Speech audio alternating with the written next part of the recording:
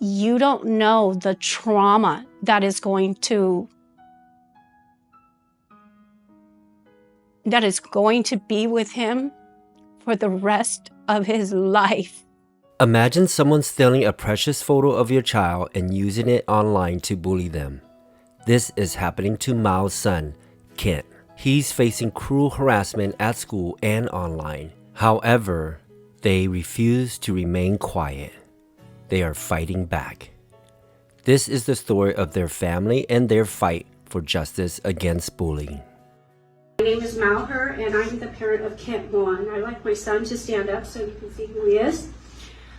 He is a sophomore attending Sanger West High School, and I am here tonight to speak on behalf of my son to rally support against bullying, cyberbullying, and harassment that he has endured. I am joined by family, friends, teachers, colleagues, counselors who stand with us, and they are in the hallway and also outside. Hi Mao, thank you for joining us. Could you introduce yourself and tell us about your connection with Sanger Unified School District? Okay, well, thank you, Silver, and thank you, Kay, for having me here. I have been a teacher with Sanger Unified for 24 years. This is my 25th year. I was the very first Hmong teacher to be hired with Sanger Unified. So that's a little bit about my background at Sanger Unified. We have heard about and seen what's happening on social media. Can you tell us more about it? Yes. So my son, Kent, he's currently a sophomore at Sanger West High School, and he has been bullied, cyberbullied, and harassed at the school since junior high that I didn't know about. But I only knew about it in March because he told me he had a fan page, and my son doesn't have social media. He doesn't have a phone. So I had to do a little bit research, and I found out just a page dedicated to mocking him and bullying him on Instagram. There are 457 followers at the time. That was in May that the Instagram page had. What are some of the things Kent is experiencing? So Kent, since he was born, he had severe visual impairment. So I don't have the medical term with me, but basically he has lazy eye, and then he's nearsighted, and he's farsighted. So he's basically not blind, not legally blind, but close to it. So he was being seen by the Fresno County vision specialists. We usually at school, we have a person that works with these kids, these type of kids, but when you're severe, then someone from the county steps in and works with them. And Kent has been with this person since 2017. Through correction, his vision has gotten better, but that was his scenario at the time. He also has ADHD, and he's not diagnosed, but he has OCD, and he also has anxiety. He is developmentally delayed, which is, at his age, is critical to his learning and social well-being. Just about, I want to say every year we have to replace his glasses because his glasses get broken by someone. And in the past, he has just said, "Mom, it was an accident." But as I look more into it, I go, no, this is not an accident. Someone purposely breaks your glasses. Little things, they take his things and they run off with it. They, when he's on the bus, they pull the handle of his backpack so he can fall back, but not fall all the way, and they'll just walk off. The week before school was out in end of May, he came home with bloody knees, both knees bloody. And we as parents, we know what a bloody knees look like when your child falls. Kent's knee did not look like he fell. It looked like someone pushed him. I had mentioned this to the school already, but because Kent said, he thinks he fell. I could not report the situation at the time. Tell us more about the cyberbullying. You mentioned a page was created, which you discovered earlier this year, sometime in March. How is that affecting Kent? Yes. So Ken has not seen the post or the pictures. I won't allow that. For him, it's devastating, of course. So I didn't want that to affect his mental health. But I just want to go in a little bit in detail what the cyberbullying has done to him and our family. So some of the examples that were on there, there's racial slurs on there. There's memes of him getting hurt. The one that hurts me the most is a picture that I took in kindergarten when he was in my class on the school bus to a field trip. And they took that picture and turned it to something like this. And that hurt me like right here because I took that picture. They did not have permission to take that picture from me. So those are some of the just examples of the cyberbullying. He hasn't been able to open up a lot. I think one, he's afraid, and he's told me he's afraid. Two, he's afraid of retaliation. I want to say February, his grade like dropped B's and F's. My son has never had anything lower than a C. As an educator in the district, how have you addressed this issue with the school, and how have they responded to the situation? I have gone to the principal, vice principal, counselor. I have gone to the associate superintendent. I have emailed the superintendent.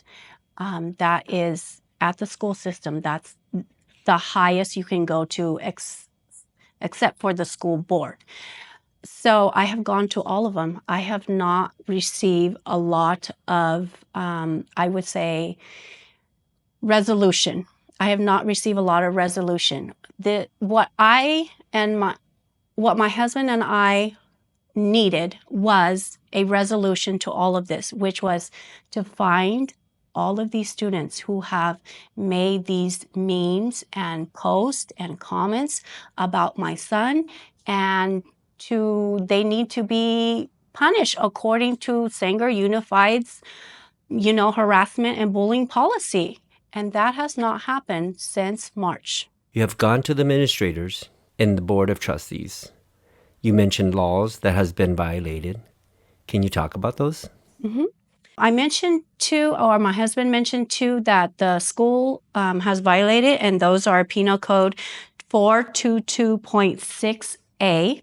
So this penal code forbids using force or threats to injure, intimidate, or oppress others based on their actual or perceived characteristics.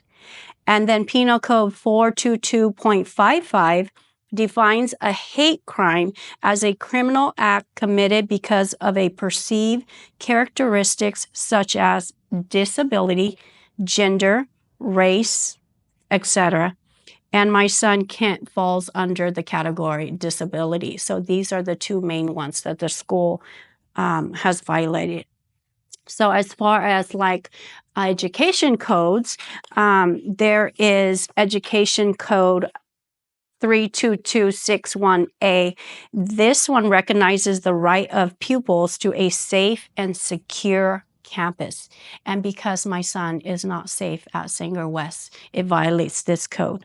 Also, Education Code 48900R1 A through D defines bullying and outlines actions that warrant disciplinary measures, including severe or pervasive physical or verbal contact. So all of the earlier that I mentioned of how he was bullied, how he was harassed, all of that violates the penal codes and the education codes. What other actions should the school administrators and district have taken instead? So the school should have, I believe, that as soon as I contacted them, they should have done their research. They should have investigated the situation, and the school resource officer should have done his job, and he should have looked into this case, looked into the Instagram page, because clearly he said that this was not a crime. I had to do my own research with law enforcement and, say, look, this is a crime. I went back to him and say, it is a crime. So that part did not go through. I had to reinforce and reinforce to get that done.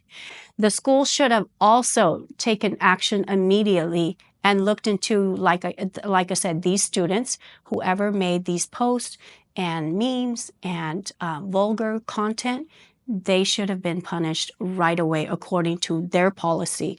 And or if they, the penal codes or education code, whichever one it is, they should have taken care of that immediately also.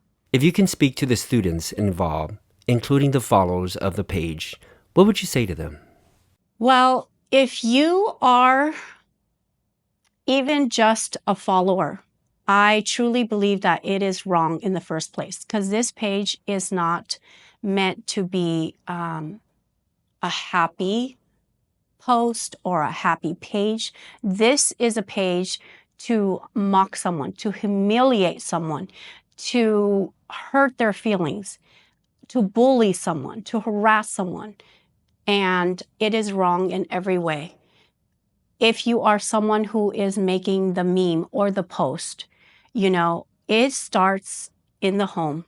And I truly believe that these parents need to be notified also by the school. We as humans, we have a duty, a job to tell our children what is the difference between right and wrong. And it is not happening with these kids. And you out there that is hurting my son, you don't know the trauma that is going to be with him for the rest of his life. Like, this is not something that you just, I'm going to bully Kent and it's just going to be there today. It's going to be there tomorrow. My son for the rest of his life is going to say,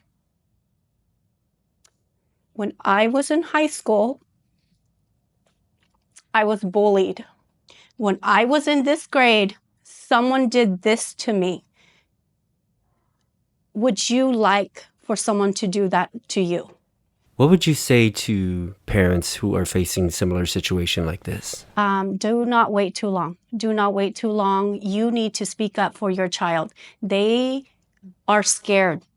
They are scared. You don't know that. They might not voice it. They might not show it, but they are scared.